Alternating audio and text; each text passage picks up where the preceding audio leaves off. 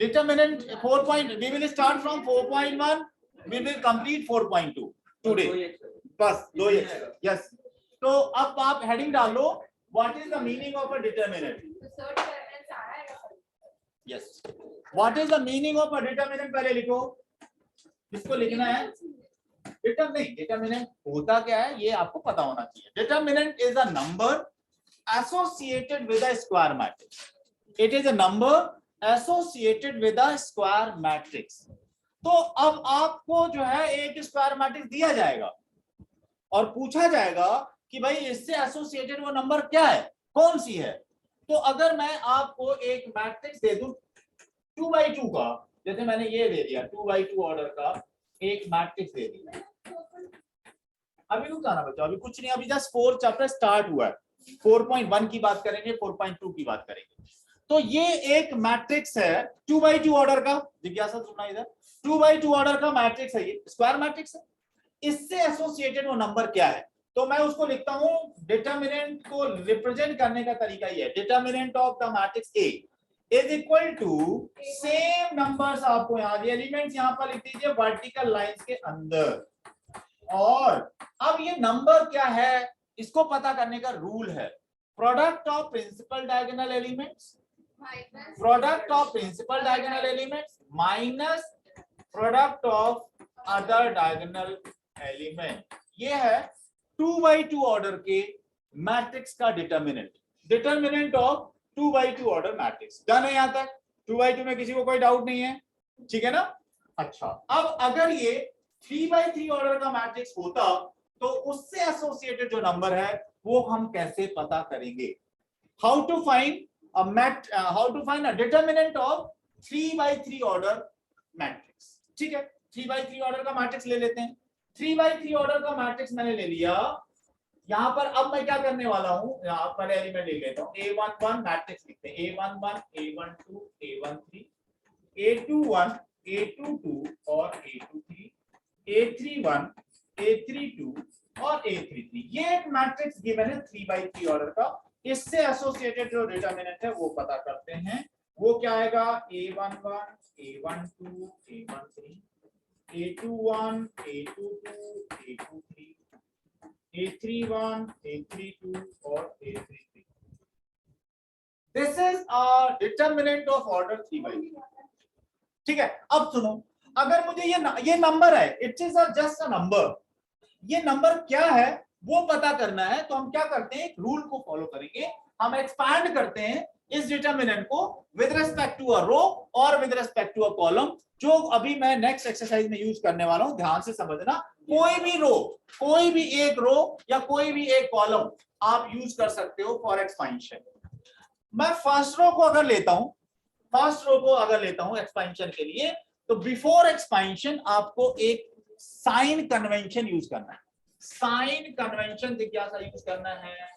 Sign convention क्या होता है? डायगोनल एलिमेंट्स को positive sign, rest of the elements को नेगेटिव. ये हमें एलोकेट करना है. यहां से शुरू करो, प्लस माइनस प्लस. आगे भी करता, बट मुझे तो सिर्फ फर्स्ट रो के साइन के लिए जरूरत है, क्योंकि फर्स्ट रो के रेस्पेक्ट में एक्सपेंशन करने जा रहा हूं. तो हम लोग फिर फर्स्ट रो का साइन कन्वेंशन यूज करेंगे. अब सुनो, साइन कन्वेंशन यूज करने के बाद ये वैल्यू आती क्या है, कैसे आती है, वो यहाँ पर बताने वाला हूं आपको, वो ध्यान से समझना. अब ये डिटरमिनेंट कैसे लिखना है जिज्ञासा समझना, क्योंकि आपको कैलकुलेशन करना पड़ेगा. ये जो प्लस साइन मैंने एलोकेट किया है, ये लिखना है.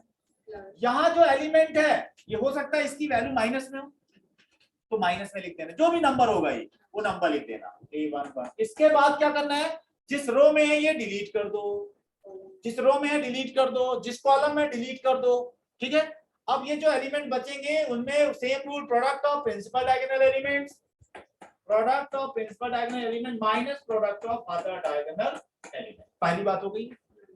फिर माइनस साइन जो एलोकेट किया, माइनस, ये जो एलिमेंट है ये लिखो A12. सेम प्रोसीजर अप्लाई करो. फिर से ये एलिमेंट लिख दिया, माइनस दिस एलिमेंट, और ये एलिमेंट जिस रो में रो डिलीटेड, जिस कॉलम में कॉलम डिलीटेड, ये रो एंड कॉलम डिलीटेड. तो ये जो एलिमेंट 4 बचेंगे इसमें product of principal diagonal element A21, A23, sorry minus ये A3, हाँ A31, A23 प्लस ये साइन A13 फिर यही काम करो भाई, जिस रो में रो डिलीटेड, जिस कॉलम में कॉलम डिलीटेड, जो बच गया है product of principal diagonal elements A32 minus A31 A2। ठीक है, इस तरह से ये नंबर मिल जाएगा, इस तरह से आपका ये जो नंबर है क्या है वो नंबर मिल जाएगा। अगर किसी रो में सब में 0 है तो डिटरमिनेंट 0 है। हाँ, अगर किसी एक रो के ऑल एलिमेंट 0 है, value of that determinant will be 0, no need for expansion. अब मैं आपको बताने वाला हूं, ये तो भाई एक्सपेंशन करके पता चला है। अब क्या करने वाले हैं, हम कुछ प्रॉपर्टीज पढ़ने वाले हैं जिससे हमारे कैलकुलेशंस आसान हो जाएंगे।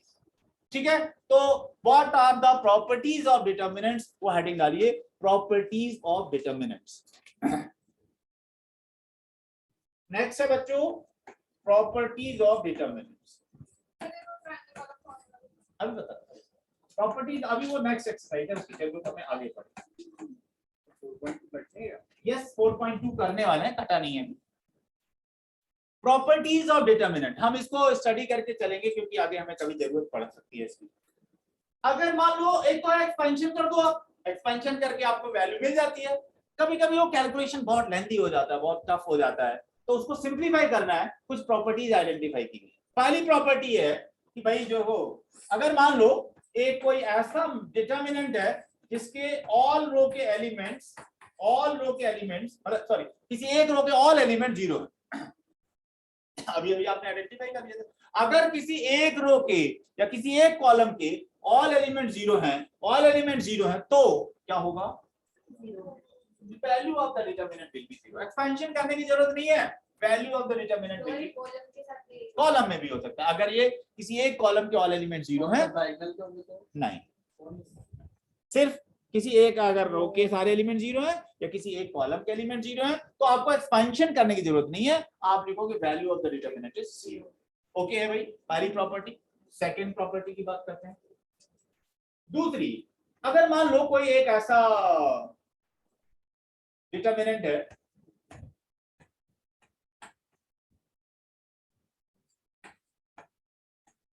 ये डिटरमिनेंट को देखो, इसमें फर्स्ट रो के एलिमेंट्स थर्ड रो के एलिमेंट सेम है।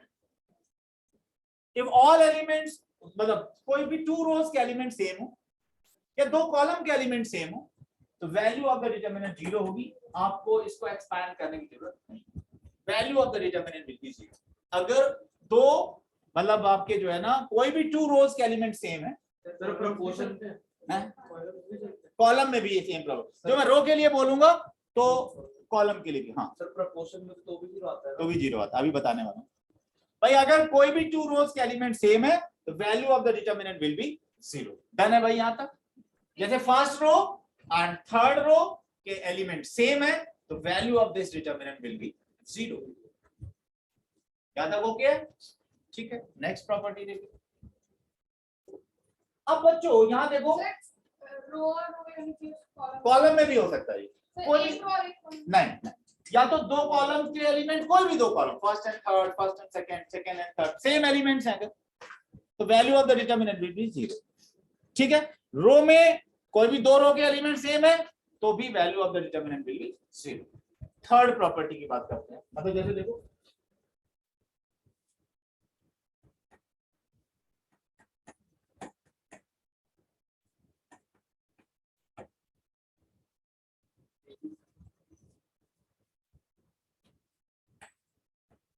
ये एक डिटरमिनेंट है, इस डिटरमिनेंट के जो फर्स्ट रो के एलिमेंट्स हैं, फर्स्ट रो के एलिमेंट उसमें देखो k कॉमन है, that can be taken as a common to the determinant। k common है अगर तो इस k को आप डिटरमिनेंट के पहले कॉमन ले सकते हैं, मतलब this can be written as k into a b c d q r s t। ठीक बात है भाई, किसी भी एक रो के ऑल एलिमेंट में अगर कुछ कॉमन था, यहां भी कुछ कॉमन होता वो भी बाहर, थर्ड रो में कॉमन आता वो उसको भी बाहर ले सकते हैं, कॉलम में भी अगर ऐसा है तो भी आप कॉमन पूरे डिटरमिनेंट में ले सकते हैं। डन, ये प्रॉपर्टी लिखनी थी, ये इंपॉर्टेंट प्रॉपर्टी। सर ये डिटरमिनेंट में होता है ना, डिटरमिनेंट, ओनली डिटरमिनेंट। अभी डिटरमिनेंट की बात कर रहे हैं हम लोग, ये प्रॉपर्टीज ऑफ डिटरमिनेंट्स हैं जो कि आपको नोट करना है। मतलब ये है कि अगर आप इसको एक्सपांड करते तो कुछ नंबर आता, आप इसको एक्सपैंड करके कैसे मल्टीप्लाई करोगे तो सेम आएगा।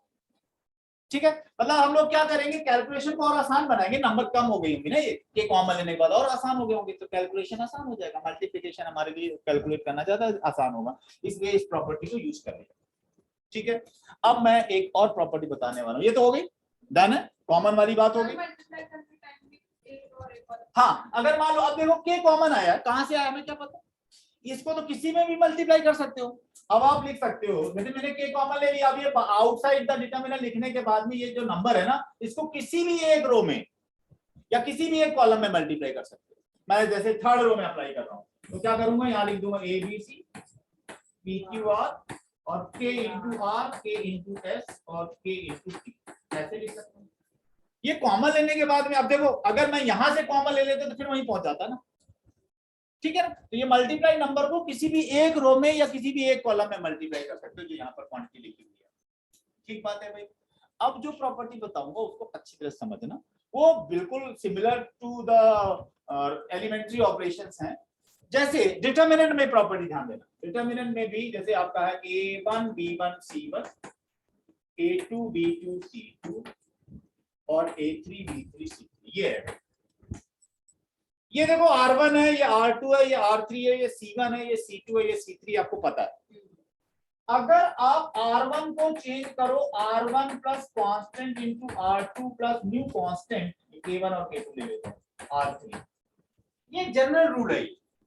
R1 को चेंज करो R1 plus constant into R2 plus a new constant into R3, मतलब R1 के एलिमेंट्स की जगह मैं लिखूंगा R1 के एलिमेंट्स प्लस कुछ भी कांस्टेंट लो आप into R2 element plus any constant into R3 element. अब मैं इसको कुछ एग्जांपल से बताना चाहूंगा, मतलब इस रूल को आप लोग ऐसा करते रहो उसमें एलिमेंट्री ऑपरेशंस में भी।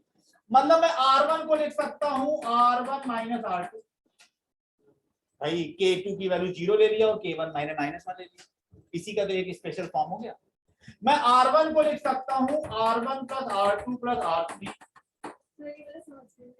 मैं ये कह रहा हूं बेटा कि इस तरह की हम ऑपरेशंस यूज कर सकते हैं इस डिटरमिनेंट में, तो नया डिटरमिनेंट जो आएगा उसकी भी वैल्यू वही आया करेगी जो इसकी आ रही है। मतलब R1 की जगह में क्या लिख दो आप, R1 माइनस R2, मतलब R1 के एलिमेंट्स को रिप्लेस कर दो, R1 के एलिमेंट माइनस R2, R1 की जगह में लिख दो R1 plus R2 plus R3, R1 की जगह में लिखो R1 प्लस 2R2। मतलब कि यहाँ पर ये जो है ना, ये जनरल रूल है। यहाँ K1 और K2 आपको खुद सेलेक्ट करना है। क्यों सेलेक्ट करना है, क्या सेलेक्ट करेंगे, ये तो आपको बताया जाएगा। क्या है, हाँ सेम दिया तो है, K1 1 और K2 1, तो R1 plus R2 plus R3 कर। R1 को आप लिख सकते हो R1 plus 2R2 minus 3R3, R1 को लिख सकते हो R1 minus 5R2 plus 7R3। जो K1 और K2 है ये तो तुम्हें खुद सेलेक्ट करना है। क्या सेलेक्ट करना है वो तो क्वेश्चन में बताया जाएगा। जैसे वहां पर आपको आइडेंटिटी एलिमेंट बनाना, आइडेंटिटी मैट्रिक्स बनाना होता था ना एलिमेंट्री ऑपरेशन में, तो आप खुद सोचते थे ना क्या करूं, वो काम यहाँ पर भी अभी बताया जाएगा। तो इस प्रॉपर्टी को यूज करना सीखना है। लास्ट वाली जो प्रॉपर्टी काम से आती है, हाँ बताऊंगा अभी बताओ, यही तो आज सीखा ना। नॉर्मली सॉल्व, ये लो ये वाली नोट कर लो, अभी 4.2 में आ रहे हैं।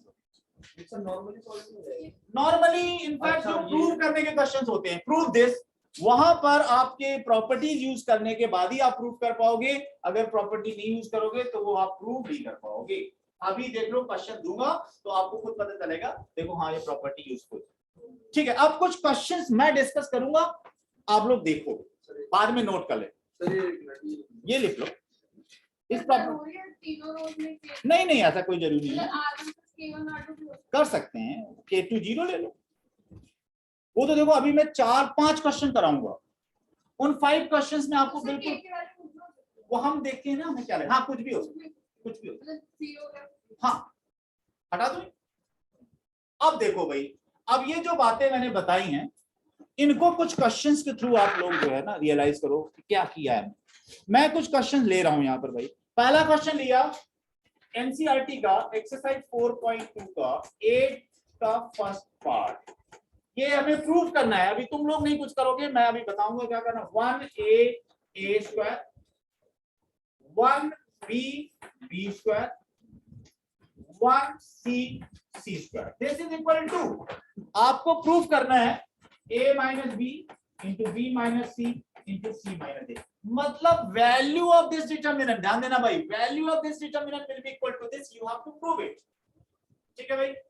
तो आपके दिमाग में आएगा इसमें कौन सी बड़ी बात है, एक्सपांड करेंगे आंसर आ जाएगा. एक्सपांड करेंगे तो आंसर तो आ जाएगा, बट इस फॉर्मेट में नहीं आएगा, फिर आपको बड़ा फैक्टराइजेशन वगैरह करना पड़ेगा तो ये आंसर आएगा. तो अब बता रहा हूं, इस आंसर तक अगर पहुंचना है तो पहले हम लोग क्या करते हैं, किसी भी एक रो में 2 जीरो बनाते हैं. रुको रुको, किसी भी एक रो में 2 जीरो बनाते हैं, या किसी भी एक कॉलम में 2 जीरो बनाते हैं. मतलब before expansion we will try to make 2 zeros in a row और इन अ कॉलम. वो बहुत आसान होता है जीरो बनाना. नहीं, 2 जीरो बनाएंगे. बट सर एलिमेंट तो सेम है ना, 1 एक कॉलम. अभी देखते हैं. अब देखो, ये हमें प्रूव करना है. अभी तुम लोग कुछ सुनोगे सिर्फ बच्चों, ये हमें प्रूव करना है. तो इसको प्रूव करने के लिए मैं डायरेक्ट एक्सपेंशन नहीं करूंगा. तब तक एक्सपेंशन नहीं करूंगा जब तक मैं किसी एक रो में या किसी एक कॉलम में 2 जीरो ना बना दूं. ठीक है. तो 2 जीरो बनाने के लिए अब मुझे वो कुछ ऑपरेशंस देखनी पड़ेंगी. मैं क्या कर रहा हूं, राइट हैंड साइड तो हमें दिस इज इक्वल टू ये प्रूव करना है. तो जो लेफ्ट हैंड साइड में क्वांटिटी है इसको मैं डेल्टा से डिनोट कर रहा हूं. इसको मैं किससे डिनोट कर रहा हूं, let this value of the determinant is delta. तो मेरा काम क्या है कि जो लेफ्ट हैंड साइड, ये तो राइट हैंड साइड को हमें प्रूव करना है, तो बाद में आ ही जाएगा प्रूव हो करके. अब हमारा ये लेफ्ट हैंड साइड में डिटरमिनेंट है, इसकी वैल्यू मुझे वो प्रूव करनी है राइट हैंड साइड. मैंने क्या बताया, बिफोर एक्सपेंशन किसी भी एक रो में या किसी भी एक कॉलम में 2 जीरो लाना है. वो धीरे धीरे 4-5 क्वेश्चन के बाद तुम लोग खूब तेज तेज बोलने लगोगे कि अच्छा ये ऐसे कर दो. जैसे देखो, इस फर्स्ट रो में r1 1 है, सेकेंड रो में भी 1 है. मैं क्या करूंगा, r1 को रिप्लेस करूंगा r1 माइनस r2. अगर मैं r1 को रिप्लेस करूंगा r1 माइनस r2 तो मुझे यहाँ जीरो मिल जाएगा. अच्छा, एक काम और कर लेता हूँ, r2 को भी चेंज कर देता हूँ, r2 माइनस r3, एक जीरो यहाँ भी मिल जाएगा क्योंकि यहाँ 1 माइनस 1 करूंगा जीरो. तो एक काम और करो, and r2 change to r2 minus r3. ये काम अगर हमने किया तो देखो क्या मिल जाएगा, डेल्टा. सी में भी माइनस कर दे थर्ड रो में. नहीं, एक साथ 3 ऑपरेशन नहीं कर पाएंगे. 2 के बाद फिर नेक्स्ट सिस्टम में कर लेना जो करना चाहो. पहले आपने r1 को चेंज किया, r1 की जगह में क्या लिखना है बच्चों, r1 माइनस r2. तो r1 के एलिमेंट्स की जगह में लिखेंगे r1 के एलिमेंट माइनस r2 के एलिमेंट, यहाँ पर जाएगा जीरो, यहाँ आ जाएगा a माइनस b, यहाँ आ जाएगा a square minus b square. ठीक है, और ये ऑपरेशन आपको ऐसे लिखना. हाँ, सेकेंड रो को भी तो चेंज कर रहे हो आप. सेकेंड रो की जगह में क्या लिखा, सेकेंड रो माइनस जीरो, यहाँ पर b माइनस c, यहाँ पर b square minus c square. और थर्ड रो में तो कुछ किया ही नहीं है, ऐसे लिखिए. अब देखो बच्चों, ये काम हो गया. 2 जीरो आपके आ गए हैं फर्स्ट कॉलम में. फर्स्ट कॉलम में 2 जीरो आ गए हैं, बट बिफोर, अब मैं फर्स्ट कॉलम के रिस्पेक्ट में एक्सपेंशन करूंगा. जिस रो या जिस कॉलम में 2 जीरो आपको मिल गए हैं उसी रो या उसी कॉलम के रिस्पेक्ट में एक्सपेंशन करना होता है. बट एक्सपेंशन करने के पहले अगर किसी रो में कुछ कॉमन आ रहा हो तो कॉमन ले लो. देखो भाई, कुछ कॉमन दिख रहा है क्या, हाँ, a square minus b square में एक आइडेंटिटी यूज कर लेते हैं. यादा दे रहा हूं बच्चों, यादा दे रहा हूं, पहले वाला क्या था. हाँ, ये भाई अगर मैंने प्रॉपर्टी यूज की यहां तक पहुंच गए, ये भी हटा दे रहा हूं. अब देखो थोड़ा सिंप्लीफाई कर लेते हैं बच्चों. पहली वाली रो में आप एक जीरो है, ये a माइनस b है, और a square minus b square में आइडेंटिटी यूज करो, a plus b into a minus b, a plus b into a minus b. और सेकेंड रो में ये जीरो है, ये b माइनस c है, और ये है b plus c into b minus c. Third row में 1c स्क्वायर, ये है बच्चों. अब देखो हमारा फर्स्ट रो में जीरो में तो कुछ भी कॉमन है, जीरो को तो zero into a minus b लिख सकते हैं ना. फर्स्ट रो के ऑल एलिमेंट में a माइनस b कॉमन है, सेकेंड रो के ऑल एलिमेंट में b माइनस c कॉमन है. तो लिखते हैं taking a minus b common from r1 and b minus c common from r2 we get, क्या लिखेंगे भाई, डेल्टा इज इक्वल टू आ जाएगा a माइनस बी कॉमन आ गया और b माइनस सी कॉमन आ गया, बच क्या गया? अब फर्स्ट रो से a माइनस बी कॉमन ले लिया, 0 1 a plus b, 0 1 b plus c और 1 c कॉमन ले लिया। कॉमन लेने के बाद अब आप एक्सपेंशन कर सकते हैं। कौन सी रो या कौन सी कॉलम को एक्सपेंशन के लिए सेलेक्ट करोगे? First column. फिर रेक्स में लिखना होता है, एक्सपेंशन करोगे with respect to first column, तो क्या लिखना है? लिखो expanding the determinant, expanding the determinant, expanding the determinant with respect to C1 ये लिखेंगे।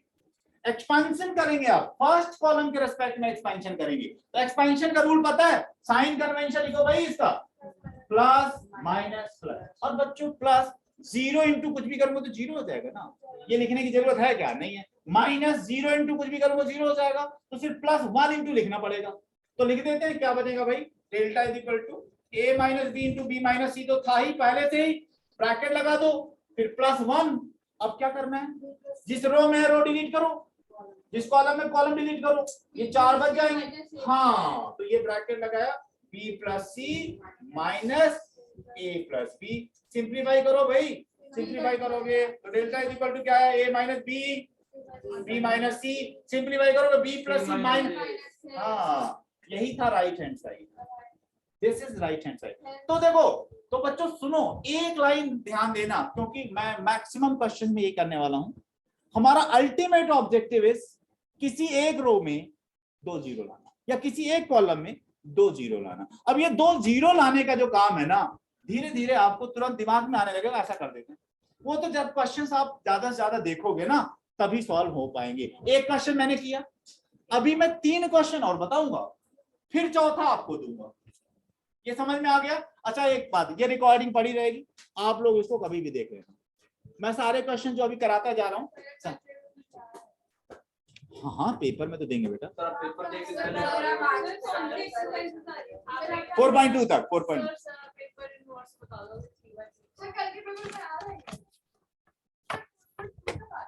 यस, अभी एक सुनो, तो अभी तो मैंने कुछ कराया नहीं सर। अब देखो 9th क्वेश्चन, वही तो दिक्कत है, हमने अभी तक कुछ कराया नहीं। मैं अभी जस्ट पेपर की चिंता मत करो बच्चों, पेपर की चिंता, पेपर तो हमारे और आपके लिए है यार, कुछ बारी के लोग लिए। तो पहले 9th क्वेश्चन को देखो, एक डिटरमिनेंट है एक्स वाई जेड और ये एक्स स्क्वायर। अभी तो 3 क्वेश्चन सुनो तो तुम लोग पढ़ो। X square y square z square second column, और थर्ड कॉलम है वाई जेड जेड एक्स और x y is equal to कुछ प्रूव करना होगा। प्रूव क्या करना है उससे हमें कोई मतलब नहीं, हम इस डिटरमिनेंट को देखते हैं। सुनो तो, हाँ जीरो ही बनाएंगे, डेल्टा से रिप्रेजेंट कर दिया इसको। अब सुनो, कभी कभी बच्चों आपको डायरेक्ट जीरो दिखेगा नहीं कि जीरो बन जाएगा, तो फिर अगर हमें जीरो एक साथ 1 1 वाले में तो तुरंत दिख रहा है, तो 1 माइनस 1 करो 0 हो जाएगा। तो हमारा दूसरा ऑब्जेक्टिव होता है कि किसी भी रो में कॉमन निकालो, ऐसा कुछ करो जिससे किसी एक रो में या किसी एक कॉलम में कुछ कॉमन आ जाए, कॉमन आ जाए।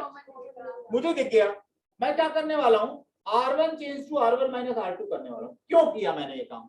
मैंने इसलिए किया कि x minus y x square minus y square, और जब y z minus z x करूंगा तो z कॉमन आ जाएगा, तो y minus x, y minus x को फिर मैं माइनस कॉमन लेके x माइनस वाई बना दूंगा, मतलब मुझे x माइनस वाई कॉमन मिल जाएगा। मैंने क्या किया, R1 को लिखा R1 माइनस R2, R1 की जगह में क्या लिखा मैंने, R1 माइनस R2। एक काम पहले कर लेते हैं, ये काम किया जाएगा तो यहाँ लिख रहा हूँ डेल्टा इज इक्वल टू क्या आएगा, आप R1 की जगह में R1 माइनस R2 करके देखो।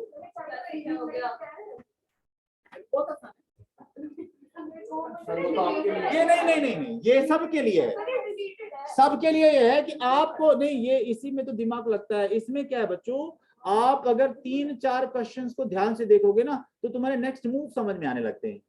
भाई नेक्स्ट मूव क्या चले, टारगेट सबको पता है कि मुझे किसी भी रो में या किसी भी कॉलम में 2 जीरो लाना है, और 2 जीरो के लिए मेरे पास कुछ एलोकेटेड परमिसिबल ऑपरेशंस हैं, और उनमें हाँ वो तो क्वेश्चन को देख करके आपको आइडिया लग जाएगा क्या करना चाहिए। जैसे मैंने अभी क्या किया है, R1 की जगह में मैंने कहा कि भाई दो जीरो डायरेक्ट नहीं दिख रहा है, कोई जीरो नहीं दिख रहा है, तो कुछ कॉमन सोचो, कॉमन दिखेगा आपको। देखो कॉमन में मैंने क्या किया, R1 की जगह में अगर R1 माइनस R2 रखा तो आएगा क्या, यहाँ लिख देता हूँ, यहाँ तो कम जगह है मेरे पास। अभी रुको बच्चे, एक दो तीन क्वेश्चन देखना है आपको। पहले मैंने अगर ये काम किया R1 change to R1 minus R2 किया, तो बच्चों देखना डेल्टा क्या आएगा, पहले वो देखो, ध्यान से देखना भाई। R1 की जगह में R1 माइनस R2 किया, तो x की जगह में क्या लिखोगे, x माइनस वाई, ठीक है। और x की स्क्वायर की जगह में x square minus y square, और वहां क्या आएगा, y z माइनस zx, ठीक है। y अब R2 को भी बदल देते हैं ना, R2 change to R2 minus R3। अगर R2 को भी बदलोगे ना, R2 माइनस R3, यहाँ क्या आएगा, y माइनस z, यहाँ क्या आएगा, y square minus z square, और यहाँ क्या आएगा, zx minus xy। Third row को तो कुछ किया ही नहीं है, कर भी नहीं सकते एक साथ। अच्छा, अगर आपने ये काम किया है तो देखो थोड़ा सिंप्लीफाई होकर के दो ऑपरेशन कर सकते हैं एक साथ, जैसे R1 को भी कर दिया और R2 को भी कर दिया। R1 चेंज टू R2, मतलब हमारी डायरेक्शन फिक्स है, हमें या तो कॉमन बनाना है या तो जीरो बनाना है। जीरो डायरेक्ट दिख जाए तो बहुत अच्छी बात है, डायरेक्ट जीरो नहीं बनेगा तो कॉमन देखेंगे। अच्छा, ये काम मैंने कर दिया, नोट करने की जरूरत नहीं है, फिर से देख लेना है इसको। अच्छा, अब देखो हटा दिया वाला पार्ट, इसको हटा दिया मैंने, ऑपरेशन भी हटा दी। अब थोड़ा सिंप्लीफाई कर लेते हैं। अगर सिंप्लीफाई किया तो डेल्टा इज इक्वल टू आएगा x माइनस वाई, ठीक है। आइडेंटिटी यूज करो भाई, x square minus y square में x plus y into x minus y. अच्छा, बाद वाले में देखो कुछ कॉमन दिख रहा है, अच्छा भाई z कॉमन लूंगा तो y माइनस एक्स आ जाएगा, माइनस z, बिल्कुल ठीक है, x माइनस वाई आ जाएगा। तुम लोगों का मार्क्स तो अच्छा है, x माइनस वाई आ जाएगा। अच्छा, सेकेंड रो में देखो भाई y माइनस z कॉमन यहाँ पर है, और उसमें आइडेंटिटी यूज करो y plus z into y minus z, ठीक है भाई। और क्या कॉमन ले भाई बताओ, माइनस एक्स कॉमन लिया जाएगा, माइनस एक्स कॉमन लेंगे तो y माइनस z आ जाएगा, ठीक है। और z स्क्वायर और एक्स वाई। अब देखो कुछ कॉमन अगर आ गया हो, फर्स्ट रो में कॉमन बन तो गया है, फर्स्ट रो में x minus y, first row में x minus y, second row में y माइनस ले लिया common. Taking x minus y common from first row और y minus z common from second row. अभी देखते हैं जीरो बनेगा या नहीं।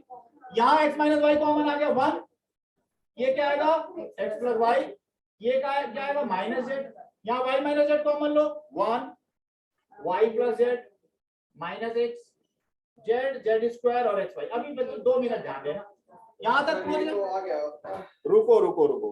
कॉमन लेने के बाद अब आपको जीरो दिख गया, हाँ R1 माइनस R2 जीरो दिख गया।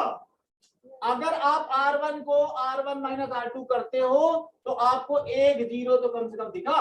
तो अब ये काम कर दिया जाए। अब भाई next operation R1 change to R1 minus R2 करो भाई, R1 change to R1 minus R2, बताओ क्या आएगा। देखो ये डेल्टा इज इक्वल टू ये लेफ्ट हैंड साइड का, तो ये x माइनस वाई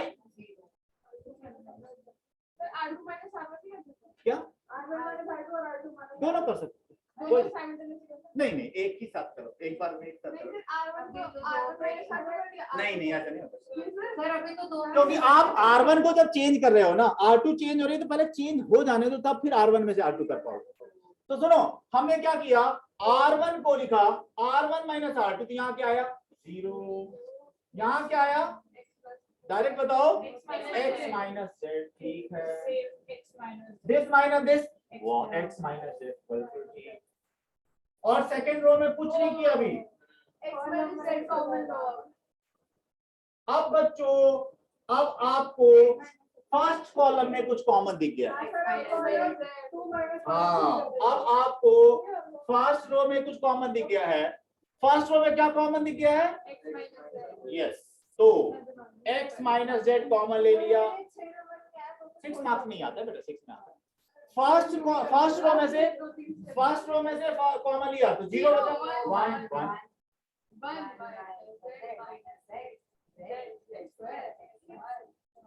फिर जीरो दिख गया। यहाँ पर डिटरमिनेंट्स में रो ऑपरेशंस के बाद आप कॉलम ऑपरेशन में कभी भी जा सकते हैं। अरे वो बाद में आ जाए, अगर हम इसमें से x माइनस z कॉमन ना लो, सीधा कॉलम 1 माइनस कॉलम 2 कर दे।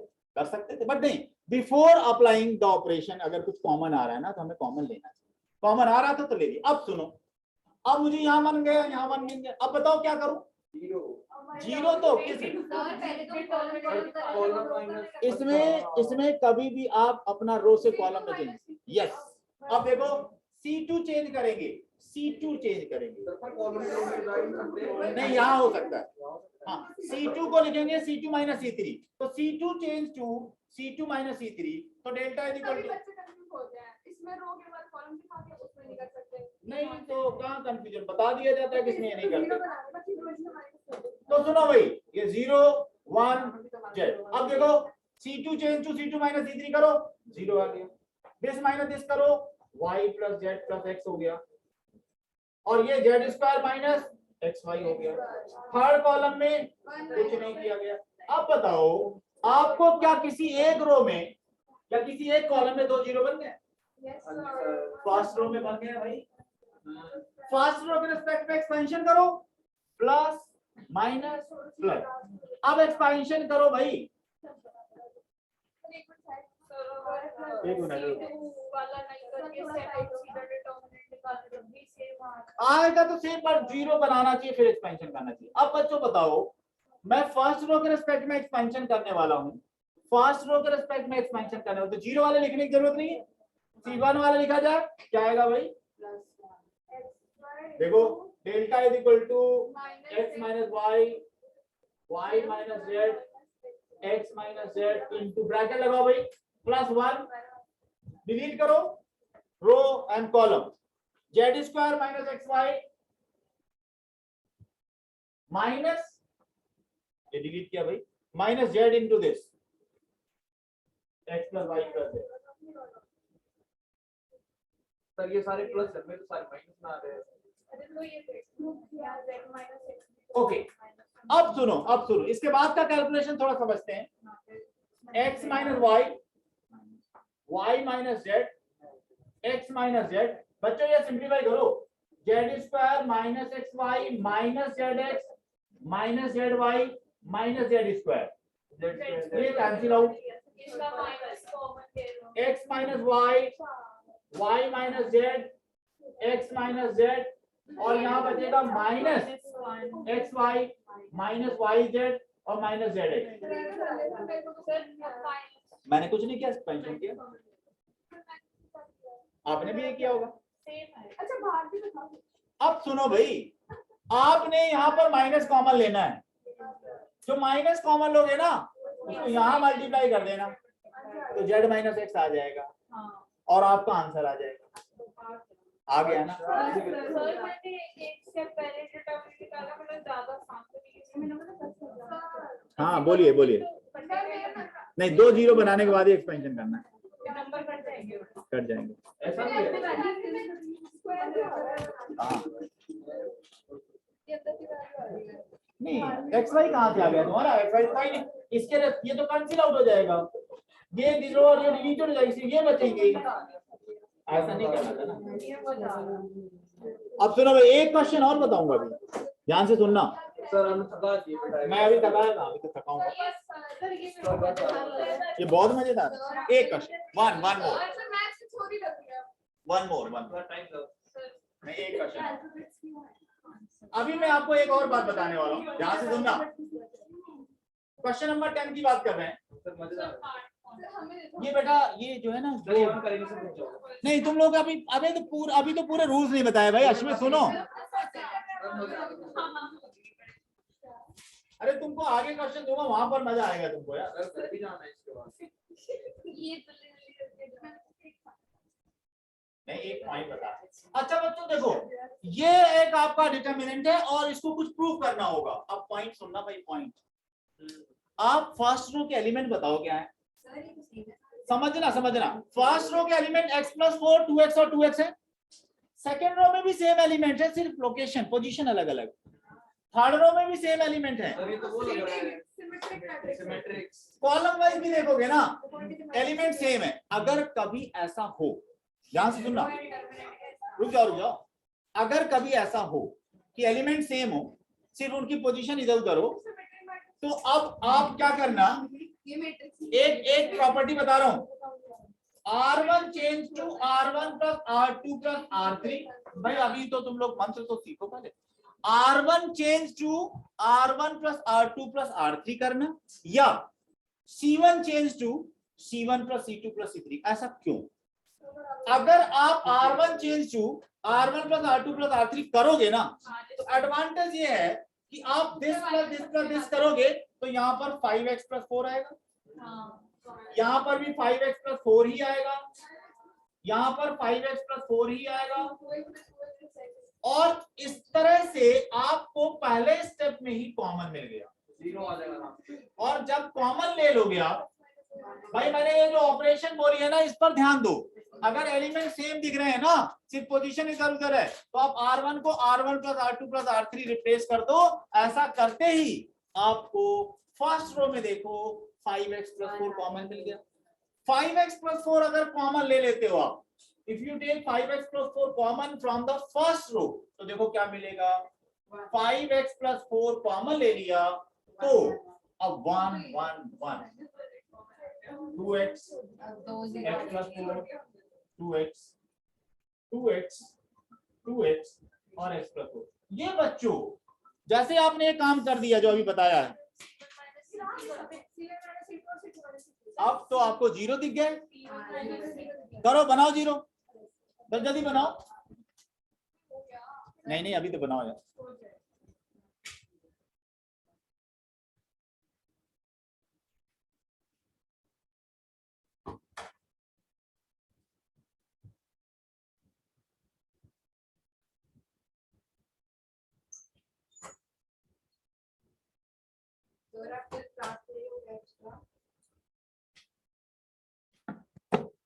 क्लास के बाद बात करेंगे। ये ऑपरेशन करो भाई जल्दी। 2 0 बन गए। अच्छा 2 0 बनाते समय अगर आपका जो है कहीं कॉमन आ रहा हो तो कॉमन ले लेना चाहिए। अभी तो आपने किया ही नहीं काम। कहाँ? C1 को C1 माइनस C3 कर दिया तो ये 1 और 2 ओके, और चीजों बना लो, ढेर सारे बनना है। यहाँ से x माइनस 4 कॉमन ले लो, और ये दिस माइनस दिस कर, जितने 0 बना लो ना उतने अच्छा होता है एक्सपेंशन के पहले।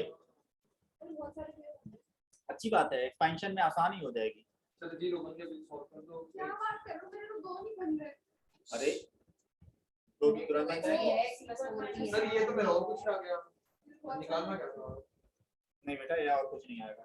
सर ये तो और कुछ है। देखते हैं, तुमने कुछ मिस्टेक कर दी। एक बार बताओ, C1 change to C1 minus C3 कर, C1 माइनस C2 करो, और C2 change to C2 minus C3 करो। ये काम करो जरा। तो डेल्टा इज इक्वल टू आएगा 5x प्लस 4, पहले वाले कॉलम में लिख रहे हो first minus second 0, this minus this करोगे तो x माइनस 4 आएगा, दिस माइनस दिस करेंगे 0 आएगा। C2 में भी कर दिया हमने, C2 minus 0, this minus this करूंगा तो हां सर आ गया, ठीक है। 4 माइनस x आएगा, तो माइनस करके उसका x माइनस 4 बना दिया। अच्छा दिस माइनस दिस करेंगे तो क्या आएगा, x माइनस 4 आएगा। अच्छा 1 2x पहले पूरी बात सुनिए करो बच्चों। अगर एक्सपेंशन के पहले किसी रो में या किसी कॉलम में कॉमन आ रहा हो तो कॉमन लेना चाहिए। सर क्यों लेना है? कॉमन आ रहा है ना, x माइनस 4 कॉमन आ रहा है सर लेना है, तो डायरेक्ट क्लास बना तो गया सर, क्योंकि वो वहां तो 0 है ना, तो वो आ गया। अगर कॉमन आ रहा तो कॉमन लेना चाहिए। हां सर वैसे कुछ ले लिया तो कॉमन आ रहा है, फर्स्ट कॉलम में से x माइनस 4 कॉमन आ रहा है। सर, पर लेना क्यों है? फर्स्ट कॉलम से कौन? कॉलम में देखो x माइनस 4 कॉमन नहीं है, सेकंड कॉलम में भी x माइनस 4 है, तो x माइनस 4 का होल स्क्वायर आ गया भाई। बच क्या गया 0 1 0 0 माइनस 1 सॉरी 1 और 1 2x x प्लस 4। ध्यान से देखो भाई, अब आप फर्स्ट रो के रिस्पेक्ट में एक्सपेंशन कर दो या फर्स्ट कॉलम के रिस्पेक्ट, बेटर है first row, go for first row plus minus plus. हाँ एक्सपेंशन भी करनी है, माइनस सर 1 आएगा। देखो एक्सपेंशन किया खत्म 1 आएगा। 4 माइनस x का स्क्वायर। अब x माइनस 4 का होल स्क्वायर लिखो या 4 माइनस x का होल स्क्वायर लिखो, दोनों सेम होता है ना। a माइनस बी का होल स्क्वायर लिखो चाहे b माइनस a का स्क्वायर लिखो, सेम चीज होती है।